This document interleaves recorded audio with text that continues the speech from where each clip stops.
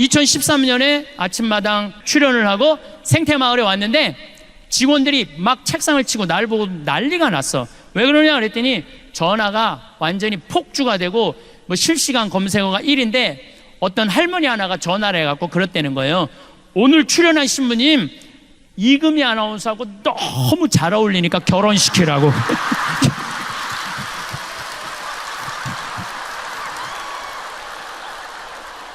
그런데 올해 3월 6일 날 제가 갔다가 왔는데 생태마을에서 또 난리가 난 거예요. 그 왜 난리가 났더니 그 할머니 천주교 신자도 아니야. 그 할머니는 그 할머니가 전화해갖고 그러더래요.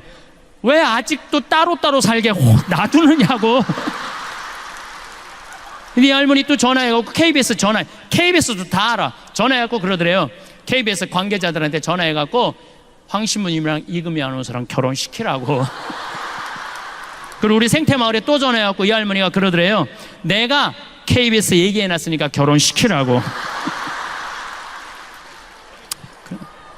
그런데 아침마당에 출연하려고 그러면 새벽 4시에 평창에서 일어나야 돼요. 일어나갖고 씻고 어쩌고저쩌고 하고 출연 뭐 1시간 전에 뭐 분장하고 뭐 머리하고 그리고 이제 출연하고 그날 포항에서 강의가 있었어요. 그 내려가는데 11시쯤 되니까 벌써 일어난 지 8시간 넘었는데 먹지도 못한 거야. 너무 배가 고파갖고 제가 감곡 IC 전주 가마솥 설렁탕 집에 잠깐 내려가서 밥 좀 먹자 우리 기사한테. 그래서 이제 밥을 이렇게 설렁탕을 시켜서 먹는데 뒤에 할아버지 3분이 이야기를 하는 거예요. 뭐라고 얘기를 하냐면은 내가 이렇게 밥을 먹는데 할아버지가 3분이 그러더라고. 오늘 아침마당에 출연한 젊은 신부 말이야. 내 얘기를 하는 거야. 내가 밥을 먹는데 뒤에서 아침마당에 출연한 젊은 신부 말이야.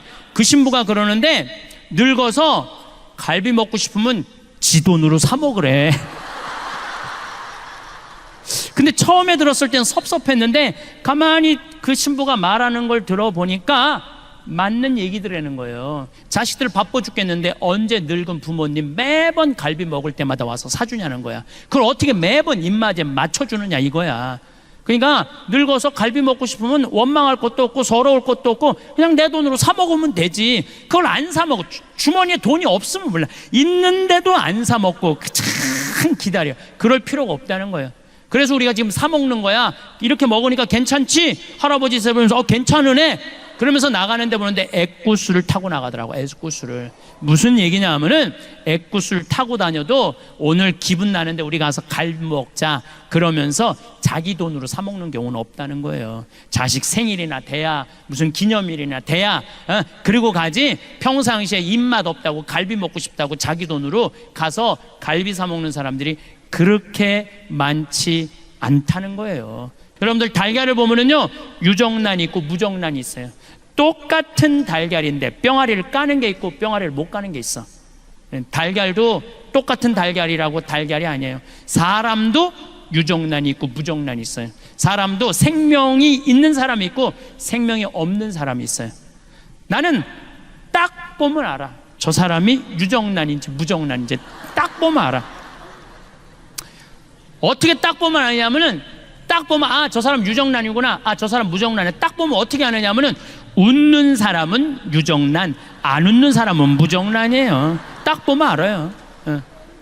여러분들 친구들끼리 이렇게 어울려져 갖고 하루 종일 뭐 이 올림픽 공원 뭐 이런데 올림픽 공원 이렇게 막 놀고 수다 떨잖아요. 막 수다 떨 때 6명의 친구인데 5명은 막 깔깔거리고 웃는데 1명만 하루 종일 한 번도 안 웃어.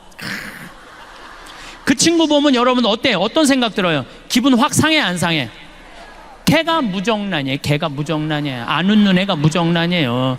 그러면은 그 친구는 왜 안 웃느냐면 그 모임이 재미가 없어서 안 웃는 게 아니에요. 이 사람은 왜 여기서도 지금 나보고 안 웃는 사람 있어. 그 사람 내 강의가 재미가 없어서 안 웃는 게 아니야. 이 사람은 왜 안 웃느냐면은 남편하고 이혼을 해 마라. 여기 앉아있지만 생각은 그 생각 갖고 있는 거예요. 남편하고 이혼을 해 마라. 자식이 하나 있는데 컴퓨터 게임을 새벽 4시까지 해. 그리고 4시까지 오후 4시까지 자 취직도 안 하고 돈도 안 벌고 4시에 일어나고 라면 먹고 또 컴퓨터 게임을 해. 걔 생각하면은요 아무리 웃긴 얘기를 들어도 웃을 수가 없어요. 근데 여러분들의 걱정하는 거에 96%는 해결할 수 없대요. 자식 컴퓨터 게임하는 자식 여러분들 해결할 수 있을 것 같아요? 해결 못해요. 자, 오늘 기분 좋게 강의 듣고 은총 많이 받았어. 오후에 뭐 치유 은사도 있어. 기분 좋게 치유까지 받았어. 근데 집에 딱 갔는데 아들놈이 여전히 컴퓨터 게임을 하는 거야. 막 컴퓨터 게임을 해. 예. 그럼 엄마가 기분 좋다가 딱 아들 보고 기분이 확 상해. 그리고 이렇게 말합니다. 나는 너만 보면 신경질이나 컴퓨터 게임 좀 그만해 이 자식아. 혼자 재미나게 하다가 엄마 보고 스트레스 받는 이 자식, 컴퓨터 게임 더 열심히 해 엄마 보고. 그리고 엄마가 이렇게 말합니다. 차라리 이렇게 사느니 너 죽고 나 죽자. 이런 집은 해결이 안 돼요. 앞으로는 그렇게 말하지 마세요. 왜 너 죽고 나 죽어? 앞으로 이렇게 말했어요. 너 죽고 나 살자. 그냥 넌 하다가 죽어. 컴퓨터 게임 하다가 죽어. 나는 살 테니까. 그리고 여러분 이렇게 얘기하세요. 엄마 2박 3일 동안 평창 놀러 갔다 올 테니까 너 컴퓨터 게임 열심히 해. 예. 엄마 이스라엘 성지순례 10일 갔다 올 테니까 너 컴퓨터 게임 열심히 해. 그리고 또 엄마 저 제주도 이시돌 목장 갔다 올 테니까 얘가 막 컴퓨터 게임 하다가 뭐가 좋아서 저렇게 맨날 돌아다니지? 나도 한번 나가볼까? 나가는 거예요. 예. 나가는 거예요. 그런데 너 죽고 나 죽자 그러면 같이 죽는 거야. 그러니까 오늘부터 너 죽고 나 죽자 그러지 마세요. 너만 게임하다가 너만 죽어. 엄만 살 테니까. 예. 그러면 여러분들 생각을 해봐요. 여러분들 안에 생명이 없는데 애한테 어떻게 생명이 있어요? 여러분들이나 웃고 사세요. 여러분들이나 웃고 사세요. 제가 오늘 성령대에 왔으니까 특별히 얘기를 할게요. 내가 외국에 강의 많이 나가요. 많이 나가는데 대개는 신부들이 초청하는 경우는 별로 없어요. 대개 교우들이 신부님한테 아주 애고를 하는 거야. 황 신부님 모시자고. 그러니까 어떤 신부 솔직히 얘기하더라고. 신부님 오는 거 안 좋다는 거예요. 왜 안 좋으냐니까 한 번 왔다 가면 3개월 동안 내 얘기만 하면 미친대요. 내 얘기만 하면 자기는 싫대. 그런 게.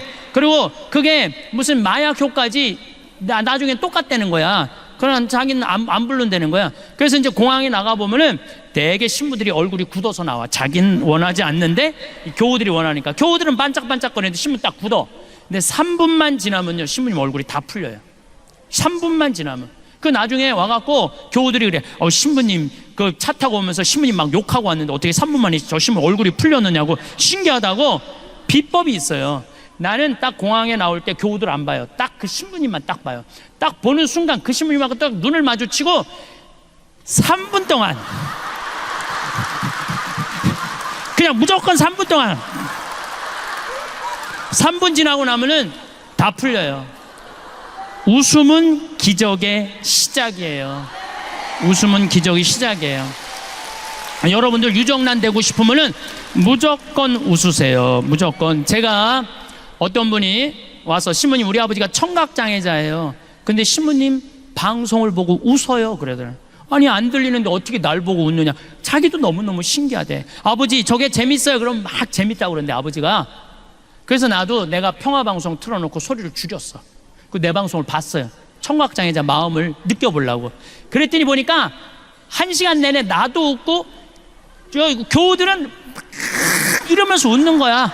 그러니까 그 할아버지는 그것만 봐도 좋은 거야. 웃음은 기적의 시작이에요. 웃는 얼굴에 침 못 뱉는 거예요. 그러니까 여러분들 유정란 되고 싶으면 어떻게 하셔? 웃어. 뭐 이렇게 어려워 웃는 일이. 두 번째, 유정란이냐 무정란이냐 구분법. 두 번째는 뭐냐면은 감사하느냐 감사하지 않느냐. 감사하는 사람은 유정란, 감사하지 않으면 무정란이에요. 저는 요즘 더 뼈저리게 느낍니다. 저는 제 생일 때 집에 가갖고 어머니 배를 붙잡아요. 어머니 배를 붙잡고 이렇게 말합니다. 배야 고마워.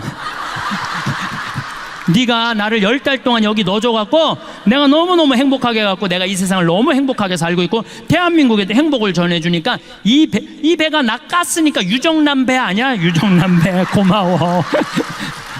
배야 고마워. 그럼 84살 먹은 할머니, 우리 어머니가 이거 왜 이래? 심이 맨날 나갖고 장난친다고. 장난치는 게 아니야. 지금 이 배가 난 너무 고마워.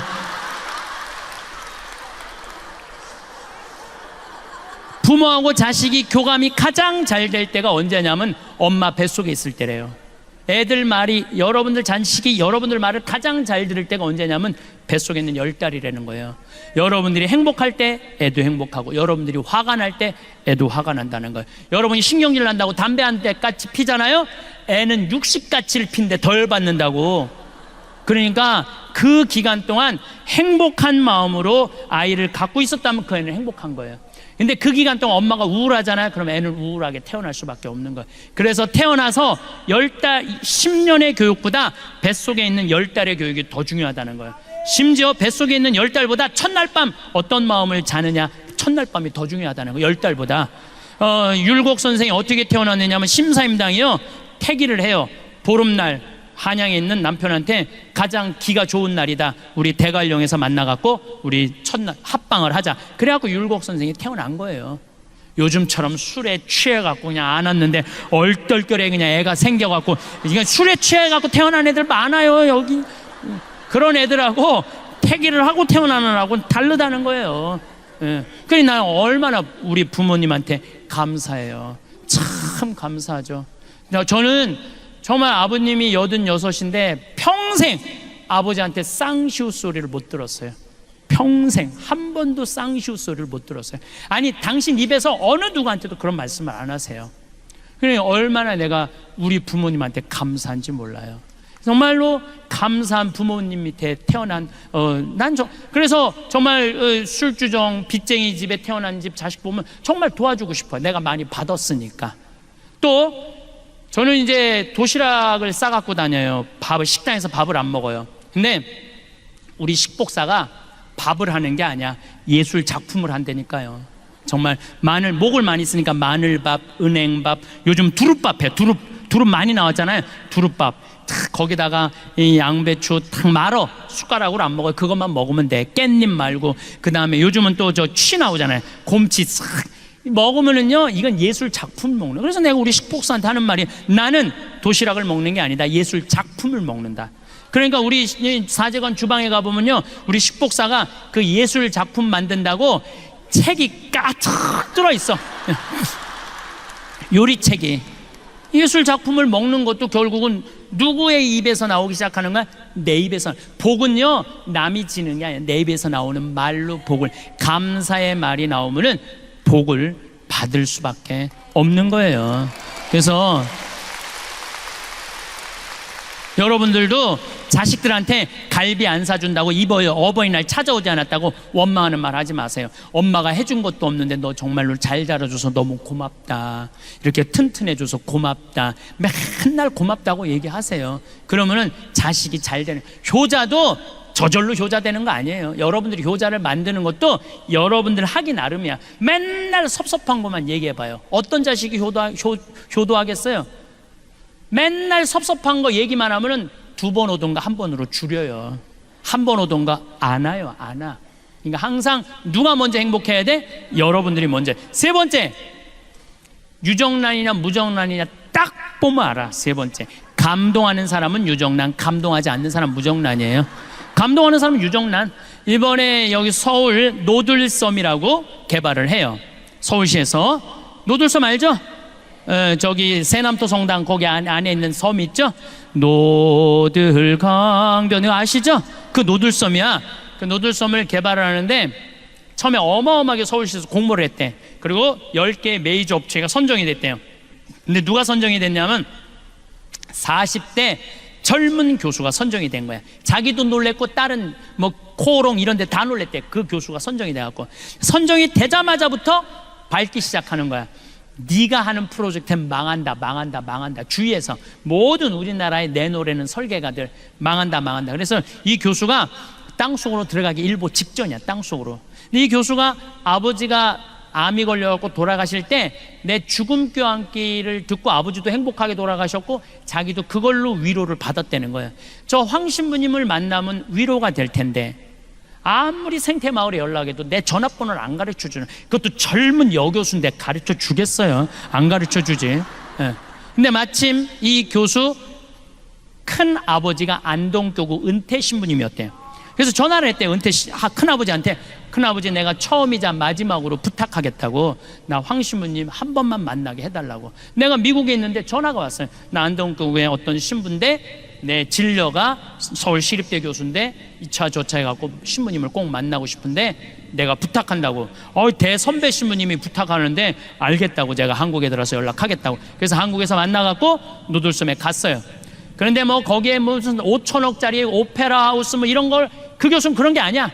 반대쪽은 유기농 단지, 반대쪽은 나무 조경 잘해서 음악가들 와서 공연하는 거 참 자연스럽더라고요. 보니까 뭐 63빌딩 보이지, 무슨 강남 아파트 보이지, 저 강변북로 88도로 보이는데 섬에만 딱 들어가니까 마치 새 둥지에 와 있는 기분이야. 보호받는 기분이야. 그래서 40분 동안 내가 뭐라 그러냐, 여기 좋다, 여기 하면 세계적일 것 같아, 너무 좋다. 40분 동안. 그리고 이제 끝났어. 그랬더니 이 교수가 나한테 그러는 거야. 신부님 자신감이 생겼다는 거예요. 뭐가 자신감이 생겨? 신부님 고견을 들으니까 자신감. 고견이랑 하나도 말한 적이 없어. 여기 좋다, 여기 잘한다, 이게 무슨 고견이야. 자기 자신감이, 확신이 생겼다는 거예요. 여러분들, 1살짜리가 왜 걸어? 딱 일어났어. 그럼 엄마 어떻게 박수 치고 난리가 나죠. 얘 일어났다고. 얘가 보니까 엄마가 어마어마하게 좋아. 한 걸음 떼어볼까? 떼어봤어. 그랬더니 여러분도 어떻게 해요? 아니지, 혼자 보기 아깝잖아. 그러니까 여보 이리 와봐. 그래. 아빠까지 왔어. 한 발 뛰었더니 그냥 아빠가 박수치고 엄마가 박수치고, 얘가 딱 이렇게 서서 아빠 한번 쳐다보고 엄마 한번 쳐다보고, 야 무지하게 좋아하네, 이거 걸어줘야 되는 건가 보다. 그리고 걷는 거예요. 걔가 그래서 걷는 거야. 달래 걷는 게 아니고. 그러니까 무슨 얘기냐면은 애는 감동으로 걷기 시작하는 거예요. 감동으로. 다른 게 아니에요. 여러분들이 몇 살까지 감동해주고 마느냐면 5살까지 감동해주고 말아요.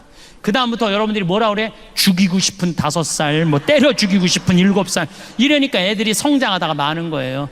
여러분들이 계속 감동했다면 애는 지금 날아다닐지도 몰라. 애는 날아다닐지도 몰라. 우리가 감동을 멈췄기 때문에 행복하지 않은 거예요. 작년에 LA 한 달 반 우리 고단장님하고 같이 갔었는데, 한 달 반 순회 강연이 있었어요. 근데 74살 먹은 마틸다라는 친구가, 나는 늘 말씀드리지만 86살까지 친구예요. 뭐 1살 뭐 어른 이거 없어. 아니 120살까지 사는데 한두 살 가지고 네가 나이 많네 내가 나이 많아, 웃기지 않아요? 여러분들은 20년까지 오늘 이후부터 맘먹어. 그냥 반말해도 돼. 근데 내 친구 74살 먹은 마틸다라는 친구가 신부님 일주일만 시간을 내달라는 거예요. 왜 그러냐? 유타 구경시켜 주겠다는 거. 서부 영화 보면 막 바위 솟아있는데. 근데 이 마틸다는 세탁소 하는 사람이에요. 가난한 여인이야. 그야말로 가난한 과부고. 그런데 10년 전에 내 강의 가슴이 떨릴 때 가야지 다리가 떨릴 때 가면 안 된다는 얘기를 듣고, 그때부터 시간만 나면 세탁소를 닫고 미국 전역을 여행을 다니는 거야. 그분이 그런 말을 해. 나는 인생이 180도 달라졌다고. 내가 돈 모아서 싸들 것도 아니고 모으는 대로 여행 다닌다는 거야. 그러니까 그 성당에서 제일 행복한 사람 마틸다. 들고 다니는 거야. 제일 행복한 사람 마틸다.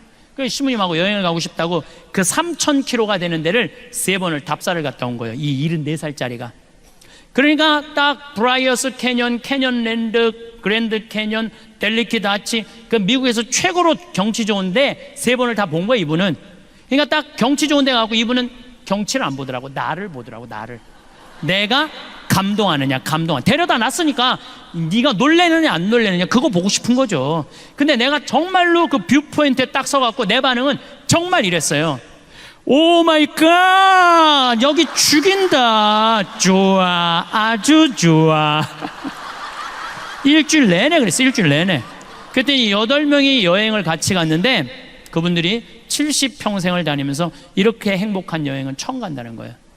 여러분들, 여행은요 어디를 가느냐가 중요한 게 아니에요. 누구랑 가느냐가 중요한 거예요. 누구랑. 감동할 줄 아는 사람이랑 가면은요 그 여행은 즐거운 거예요. 근데 내가 잘난 척 한다고 델리케트 아치라고 우리나라 설악산 울산바위 비슷해요.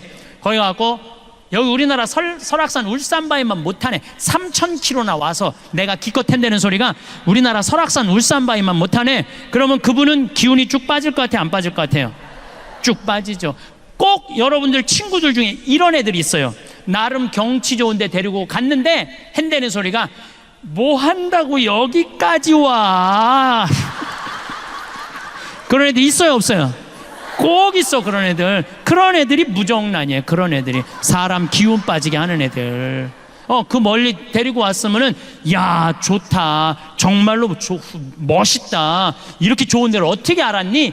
이러면요 사람이 행복한 거예요. 뭐 그거 돈 든다고. 자, 웃고 감사하고 감동하는데 돈 들어요 돈 안 들어요? 꼭 돈이 많아야 유정란이에요? 돈 한 푼도 없어도 유정란 할 수 있어요. 저는 요즘 방송을 보면서 무슨 진경중 검사장, 무슨 뭐 변호사 막 감옥에 뛰어들어가고 뭐 저기 뭐 한진해운가 무슨 최은영 뭐 회장 막 그 감옥에 뛰어들어가면서 돈이 앙화로다 이런 생각이 들어. 더욱이 신교코 그 집안 보면서 여러분들 그게 행복해요? 94살 돼가고 정신감정하러 왔다 들어갔다 하고. 여러분들 돈 많은 거 부러워할 필요 하나 없어요. 이건희 회장님이 재산이 12조 5,900억이야.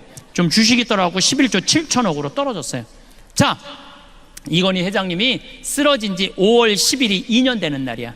벌써 이제 2년 이제 10일이 지났어요. 한 달이 지났어요. 2년 10일. 이건희 회장님이 살아있을 때, 쓰러지지 않았을 때 11조나 되는 돈을 소년소녀 가장한테, 그 다음에 무슨 심장병 어린이한테, 독거 노인한테, 아니면 병원에 학교 장학금으로 내놨다면은 아마 이건희 회장님 쓰러지고 난 다음에 촛불 기도회 무슨 성령 이건희 회장 회복 성령 기도회 막 이런 거 많이 했을 거예요 아마. 근데 여러분들 혹시 이건희 회장님 쓰러져갖고 빨리 일어나게 해달라고 묵주기도 오단한 사람들이 있어 혹시? 내가 이건희 회장이 무정란이라는 게 아니에요. 사람은요 마지막에 돈을 남기는 게 아니에요. 이 사람이 얼마나 가치 있게 살았느냐 안 살았느냐, 그게 중요한 거예요. 이건희 회장은 저 11조 7천억 때문에 지금 죽지도 못하고 있어요. 저걸 뭐라고 그랬냐면 살아있는 것도 아니고 죽어있는 것도 아니에요. 저거는 참 불쌍하잖아요. 예. 여러분들이 유정란이 될 거냐 무정란이 될 거냐, 나누느냐 나누지 않느냐에 따라서 유정란 무정란이 결정되는 거예요. 나누는 사람은 유정란, 안 나누는 사람은 무정란이에요. 제가 4년 전부터 잠비아 봉사 선교를 떠나기 시작을 했는데 혼자 가기가 멋져갖고 내가 세례준 치과 의사한테 야, 너 그 잠비아에 치과가 하나도 없대더라. 가서 입 빼주러 가자. 며칠 가야 돼요? 가는데 이틀 오는데 이틀. 그러니까 적어도 보름은 가야지. 그랬더니 신부님 죄송하다는 거예요. 못 가겠다는 거예요. 왜 못 가냐 그러니까 자기 병원 잘 되면은 한 달에 8천만 원에서 1억 버는데 보름이면 5천만 원이 날아가는 거 아니에요. 그래도 착해. 신부님 2천만 원 봉헌할 테니까 이거 갖고 도와주고 오시라고. 그리고 싹 발을 뺄라고 그러더라고요. 그래서 내가 이렇게 말했어요. 그런데 너 있잖아, 2천만 원도 봉헌하고 너도 가야 돼. 그리고 데려갔어요. 데려갔는데 거기는요 이가 우리보다 한 배 반이 길어요. 그래갖고 썩어도 빼지를 못해. 썩었는데 이게 빼지를 못하니까 얼마나 아파요. 그렇지 않겠어요? 이걸 빼주니까 너무너무 시원해하는 거야. 내가 그 이번에는 갖고 올 판이야. 여러분들 보여주려고. 이렇게 길어. 이렇게. 정말 놀랬어요. 예. 그러니까 그 사람들은 42살밖에 못 사는 거야.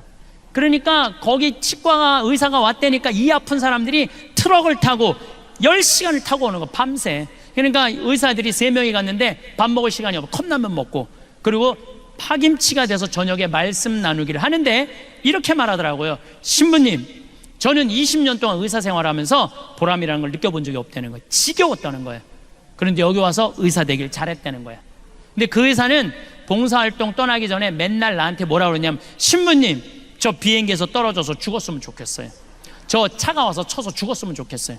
왜 그러냐? 돈 그렇게 잘 버는데 건물을 큰 거를 사놓고 그걸 해댈래라고 그러니까 물을 안 먹고 진료를 해요. 너 왜 물을 안 먹고 진료하냐니까 화장실 가는 시간이 아까워서 물을 안 먹어. 그러니까 하루 종일 뼈가 빠지게 진료만 보는 거야. 그러니까 죽고 싶다는 거야. 여러분들, 이 세상에서 제일 무서운 단어가 뭔 줄 아세요?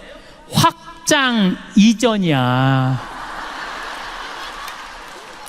아파트도 확장 이전해 갈 때 힘든 거야. 가게도 확장 이전해 갈 때 힘든 거예요. 그냥 있는 대로 살아야지 뭐 좋은 거 있다 확장 이전해. 그러니까 돈을 그렇게 큰 건물을 사놓으니까 사는 게 기쁘지가 않는 거야. 그래서 넌 인생이 그런 게 아니다. 4년 전부터 내가 그 의사한테 가르친 게 뭐냐면 먹고 마시고 노는 걸 가르쳤어요. 먹고 마시고 노는 거를. 그런데 나 얼마 전에 물어봤어요. 너 화장실도 안 가고 진료 볼 때랑 이렇게 먹고 마시고 놀 때랑 버는 돈이 어때? 그랬더니 배시시 웃으면서 한다는 소리가, 신부님 이상하게 그때보다 훨씬 더 많이 번다는 거예요. 너무너무 신기하다는 거예요. 그거 왜 더 버느냐? 내가 분석을 해줬어. 내가 너 4년 동안 치과 다녀보니까 위생사가 한 명도 안 간둔 거야. 그전에는 3개월에 한 번씩 바뀌었거든요. 3개월에 힘들으니까 모든 의사부터 죽고 싶은 의사가 뭐 웃겠어요? 그냥 인상을 쓰고 하니까 환자들이 해다가 다 가는 거예요. 근데 지금은 다 반짝반짝 웃어. 그리고 뭐 추석에 10일 놀고, 성지순례 간다고 10일 놀고, 이번에 잠비아 간다고 보름 놀고, 과달루페 성지 간다고 또 10일 논대. 한 달 1년에 40일 노는 병원을 누가 관둬요? 죽어라고 붙어 있는 거지. 그러니까 손발이 척척 맞는 거야. 그리고 환자도 그전에는 100만 원짜리 200만 원짜리 오다가 이번에 이제는 2천만 원, 3천만 원짜리 온다는 거야. 여러분들이 뼈가 빠지게 일한다고 돈 버는 거 아니에요.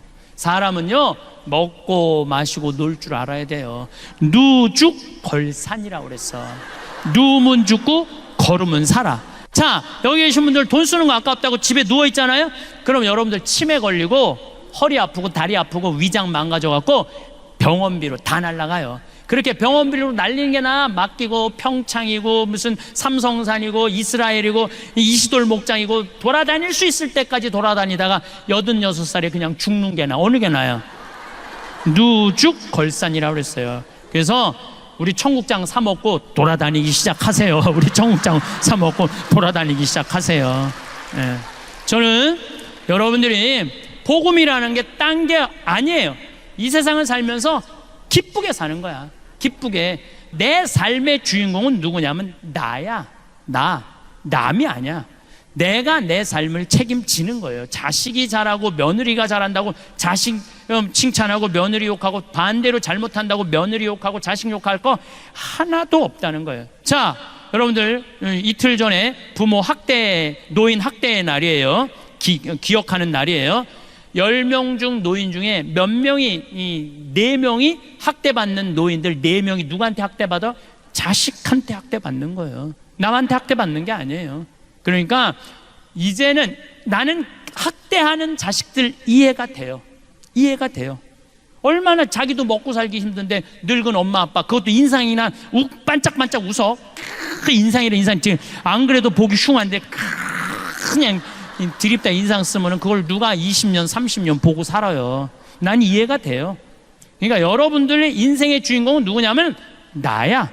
내 삶은 누가 껴안아야 돼? 내가 껴안아 주는 거예요. 그래서 내가 120살까지 서러움 안 받고 사는 방법은 뭐냐면은 건강하게 사는 거예요. 건강하게. 그러니까 여러분들 건강 항상 신경 쓰세요. 내가 건강에 제일 권하는 게 뭐냐면 청국장 가루야. 청국장 가루. 이 청국장 가루가 보약 중에 보약이라니까요. 이번에 미국의 FDA 승인을 냈는데 2월 달에 바로 승인이 떨어졌어요. 그래서 수출 1톤 했어요. 벌써 1톤을 수출을 했어요. 예. 보니까 그 성분이 왔는데 정말 철분, 노인들한테 정말 좋은 거예요. 우리 아버지가 4년 전부터 청국장 가루를 드셨어요. 근데 정말 얼굴에서 빛이 나. 당이 있는데 당이 정확하게 100이야 100. 혹시 여러분들 수원에 가고 중저울 모자 쓰고 얼굴에 빛이 나는 할아버지가 있으면 그분이 우리 아버지인 줄 알면 돼. 그분이 우리 아버지야. 예. 며칠 전에도 내가 직접 받은 전화인데 어떤 자매님이 우리 피정에 와갖고 내 이 말 듣고 청국장 가루를 사갖고 자기 남편이 당이 있는데 한 달 먹었는데 당이 딱 120으로 떨어지더래요. 너무너무 신기하다고. 그래서 이 청국장 가루 수입업자가 한국에 와서 우리 된장, 간장, 고추장, 청국장 보더니 이거 다 수입해 가겠다 그러는 거예요. 그러니까 여러분들 나중에는 없어. 살려면 언제 사야 돼? 지금 사야 돼. 내가 저기 갖다 놨어. 저 뒤에다가. 지난번에도 서판교에서 폐암 환자인데 나한테 왔어요. 1년 8개월 됐대요. 항암 한지. 근데 뭘 먹어도 토하는데 우리 청국장 가루 먹으면 안 토한다는 거. 나 그런 암 환자 정말 많이 봤어요. 그런 암 환자. 그래서 여러분들, 나는 저 청국장 가루에 대한 신념이 있어요. 내가 첫 해 50가마를 쏘서 팔았는데 작년에 1,500가마 쏘서 팔았어요. 작년 1,500가마. 올해는 화천 간동농협, 평창농협 계약재배예요. 화천군 전체에 청국장이 1년 생산이 100톤이래. 근데 우리가 50톤 갖고 와요. 평창도 50톤, 1년에 200톤을 써요. 그러니까 4개의 군을 살려 먹이는 것, 4개의 군을, 국민들 건강한 것뿐만 아니고. 그래서 저는 청국장 가루 10,000가마 쏘서 파는 게 내 꿈이야. 10,000가마 쏘서 파는. 나는 돈 벌라고, 그냥 버는 거 직원들 월급 다 줘요. 돈 버는 게 중요한 게 아니라 농촌 살리고 국민 살리고 국민들 건강하고. 제가 어제 그 글을, 요즘 책 한 권 쓴다고 밤 11시까지 글을 썼는데, 제가 쓴 내용이 이런 내용이에요. 어떤 내용이냐면, 우리 한국은 사람 너무 많이 무시해요. 돈 있으면 갑질 많이 해요. 그렇죠? 그 갑질 중에 전화 상담원한테 제일 무시해. 전화 상담원들, 여러분들 물건 팔라고 그러면 나 필요 없어요. 딱딱 끊잖아요. 그것도 80만 명이야. 그 사람들이 80만 명인데, 그 사람들 다 애 키우고 먹고 살겠다고 하루에 200통씩 그 무시당하면서 사는 거예요. 주 예수를 믿으시오가 복음 전하는 게 아니에요. 주 예수 천당 불신지오, 그게 복음 전하는 게 아니야. 그 사람들은, 나는 요즘 그렇게 전화 상담원이 전화 오잖아요. 그러면 내가 이렇게 말해요. 죄송하다고, 저 아직은 그 물건이 필요 없다고, 다음에 기회 되면 꼭 구입하겠다고. 그럼 그쪽에서요, 정말로 떨리는 목소리로 감사하다고 그래요. 그게 복음이에요. 한 사람이라도 더 행복한 게 복음이야. 주 예수를 믿으시오, 예수 천당 불신지오, 그러지 말고, 대한민국이 서로 거치는 게 뭐냐면 사랑의 마음이 없어서 그래. 사랑의 마음이. 그러면 이제는 죽음 껴안기, 삶 껴안기. 그럼 이제 남은 거 뭐야? 자신 껴안기야. 자, 자신을 껴안으려면은 내가 누군지는 알아야 될 거 아니에요. 내가 누군지는.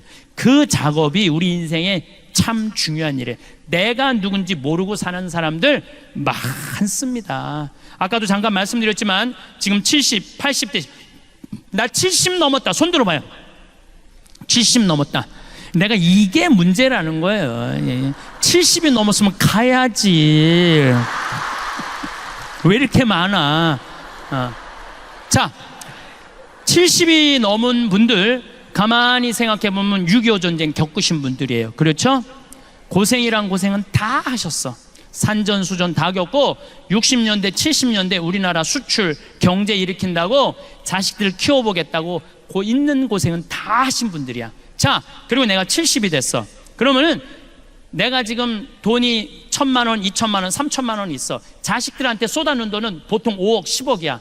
자, 그렇다면 자신한테 적어도 5,000만 원, 1억을 해서 자기를 위해서 정말로 쏟아낸 게 뭐가 있느냐?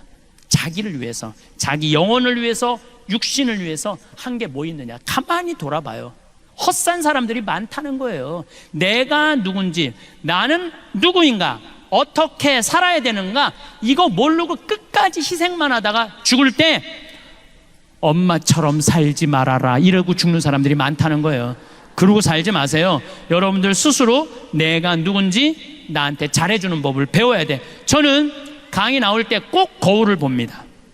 왜 거울을 보느냐면 머리는 잘 됐는지. 암 걸리고 나니까 머리가 엄청 빠지더라고요. 근데 다시 나긴 났는데 옛날같이 복구가 잘 안 돼. 그래갖고 머리가 이렇게 가운데가 벼갖고, 우리 집이 다 숱이 많은 집인데 나만 머리가 벼어요. 그래갖고 머리가 이렇게 뜰 때가 많어. 그러면 이거 정리도 좀 하고.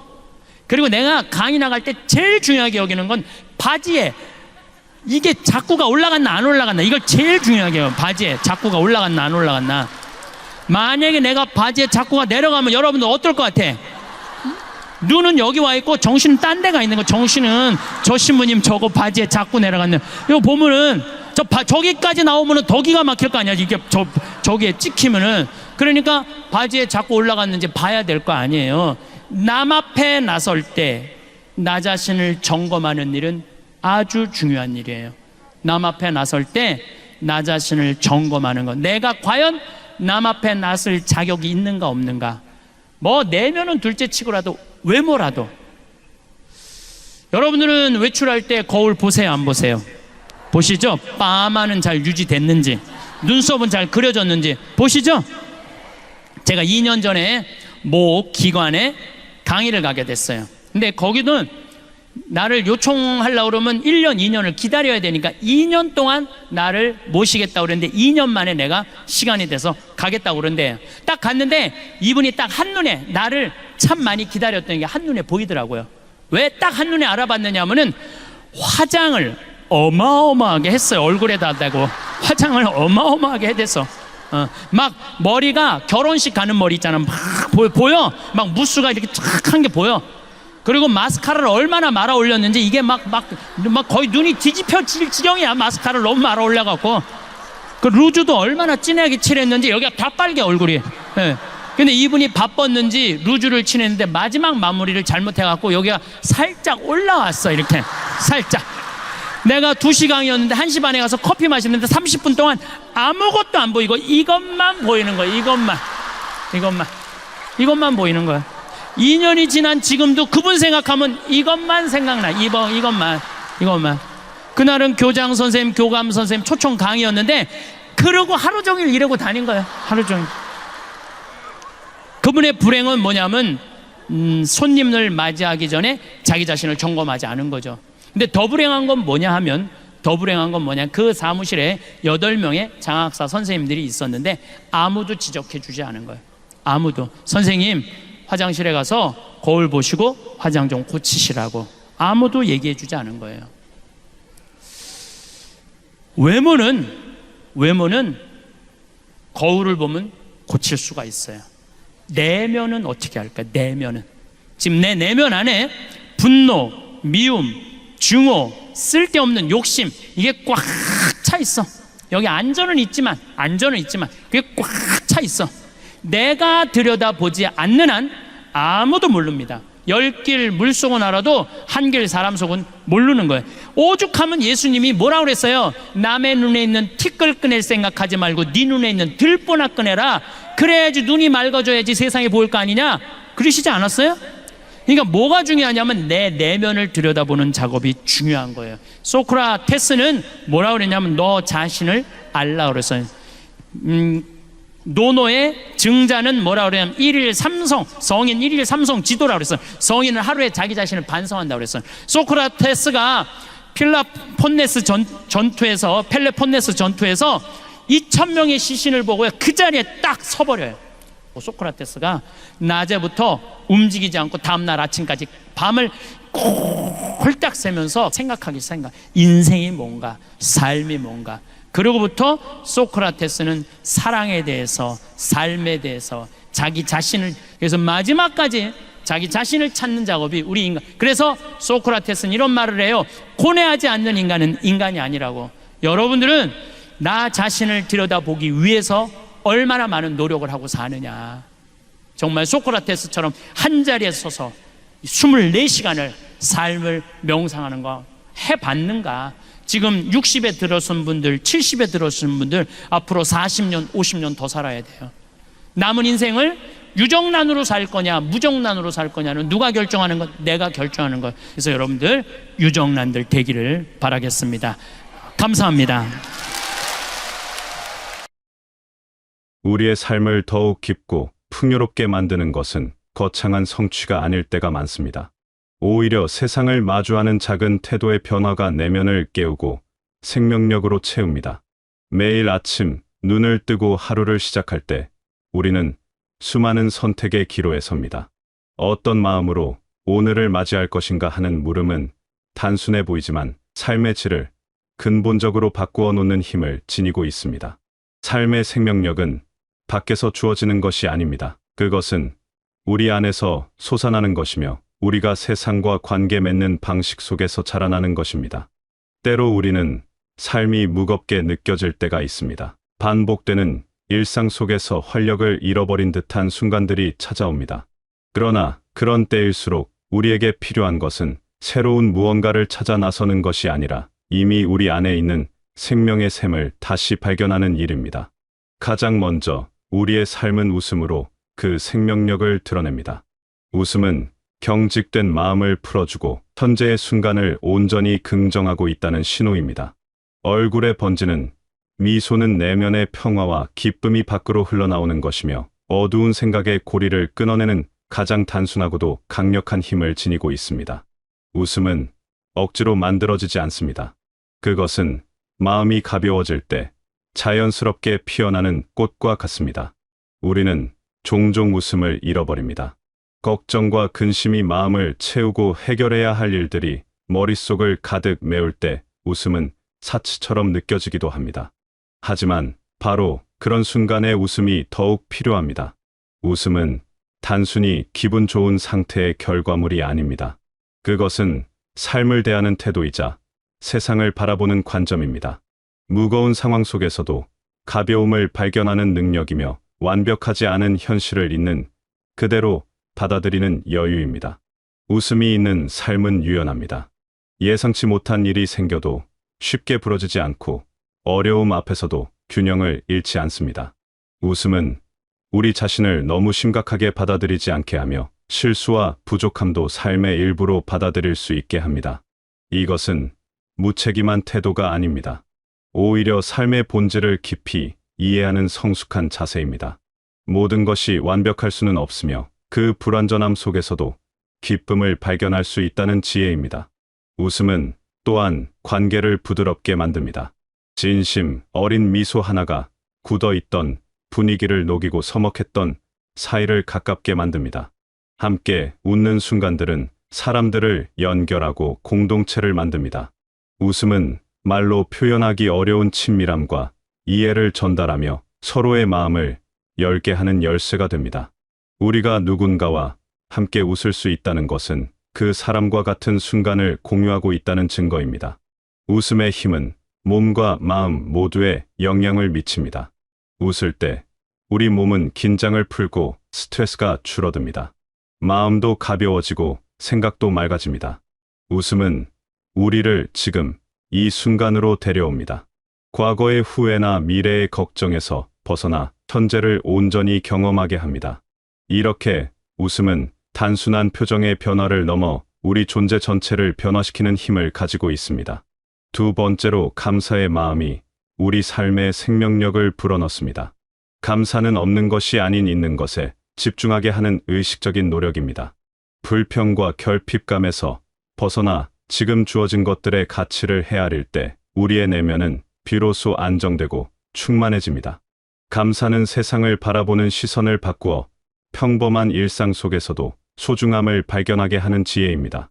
우리는 늘 더 많은 것을 원합니다. 더 나은 상황을 바라고 더 좋은 조건을 꿈꿉니다. 이런 욕구 자체가 나쁜 것은 아닙니다. 그것은 성장의 동력이 되기도 합니다. 하지만 끊임없이 부족함만을 느끼며 산다면 우리는 결코 만족을 경험할 수 없습니다. 아무리 많이 가져도 여전히 텅 빈 느낌을 받게 됩니다. 감사는 이런 결핍의 악순환에서 우리를 구해냅니다. 감사하는 마음으로 하루를 시작하면 세상이 다르게 보입니다. 아침에 눈을 뜰 수 있다는 것, 건강하게 움직일 수 있다는 것, 따뜻한 물로 씻을 수 있다는 것, 이런 일상적인 것들이 당연하지 않다는 사실을 깨달을 때 삶은 선물로 다가옵니다. 감사는 우리가 이미 가진 것의 가치를 재발견하게 하며 평범한 순간들을 특별하게 만듭니다. 감사의 태도는 또한 우리를 겸손하게 만듭니다. 우리가 누리는 것들이 오롯이 우리만의 힘으로 이루어진 것이 아님을 인정하게 됩니다.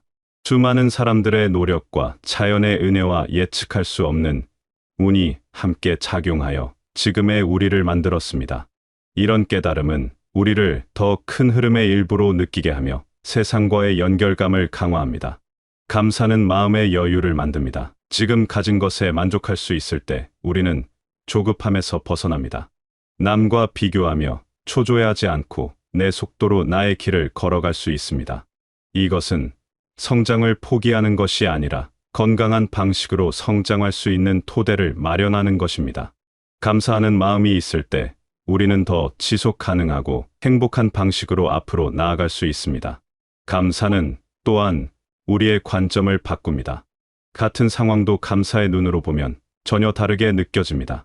비가 오면 불편하다고 생각할 수도 있지만 대지를 적시는 은혜로 볼 수도 있습니다. 몸이 불편하면 고통스럽지만 그만큼 건강의 소중함을 깨닫는 기회가 되기도 합니다. 감사는 모든 경험 속에서 의미를 찾아내는 능력입니다. 세 번째로 감동하는 능력이 우리 삶에 활력을 줍니다. 아름다운 풍경, 따뜻한 말 한마디, 작은 친절의 마음이 움직이는 것은 우리의 정신이 살아있다는 증거입니다. 무뎌지고 다친 마음으로는 세상의 다채로운 의미를 느낄 수 없습니다. 쉽게 감동하는 마음은 세상과 우리 자신을 깊이 연결하며 삶에 대한 경이로움을 잃지 않게 하는 힘이 됩니다. 살다 보면 우리 마음은 자연스럽게 굳어집니다. 비슷한 일들이 반복되면서 신선함이 사라지고 많은 것들이 익숙해집니다. 처음 보았을 때의 놀라움과 첫 경험의 떨림은 점차 무뎌집니다. 이것은 어쩔 수 없는 일처럼 보이지만 사실 선택의 문제입니다. 우리는 의식적으로 감동하는 능력을 유지할 수 있습니다. 감동은 열린 마음에서 시작됩니다. 이미 다 안다고 생각하지 않고 매번 새롭게 바라보려는 자세에서 비롯됩니다. 수없이 보았던 하늘도 오늘의 하늘은 어제와 다릅니다. 늘 마주치는 사람도 오늘 그 사람의 표정과 목소리에는 새로운 무언가가 담겨 있습니다. 이런 미묘한 차이들을 알아차리고 거기서 의미를 발견할 때 우리는 감동합니다. 감동하는 마음은 우리를 현재에 머물게 합니다. 과거의 기억이나 미래의 계획에 빠져 있을 때 우리는 지금 눈앞의 아름다움을 놓칩니다. 하지만 온전히 지금 이 순간에 집중할 때 평범해 보이던 것들이 빛을 발합니다. 바람에 흔들리는 나무잎의 움직임, 멀리서 들려오는 새소리, 창문으로 들어오는 햇살의 따스함, 이런 것들이 우리 마음을 움직입니다. 감동은 또한 공감의 능력과 연결되어 있습니다. 다른 사람의 이야기에 진심으로 귀 기울이고 그들의 감정을 함께 느낄 수 있을 때 우리는 감동합니다. 누군가의 작은 친절에 마음이 따뜻해지고 어려움을 이겨낸 사람의 이야기에 용기를 얻습니다. 이런 감동들은 우리를 더 풍부한 인간으로 만들며 삶을 더 깊이 이해하게 합니다. 감동하는 능력을 잃지 않는 것은 삶에 대한 호기심을 유지하는 것입니다. 세상에는 여전히 배울 것이 많고 경험할 것이 많으며 느낄 것이 많다는 믿음입니다. 이런 태도는 우리 마음을 생생하게 유지합니다. 감동은 삶을 단조롭지 않게 만들고 매일을 새롭게 만드는 비결입니다. 감동은 우리에게 영감을 줍니다. 아름다운 것을 보고 느낄 때 우리 안에서 무언가가 깨어납니다. 창조의 욕구가 생기고 표현하고 싶은 마음이 솟아납니다.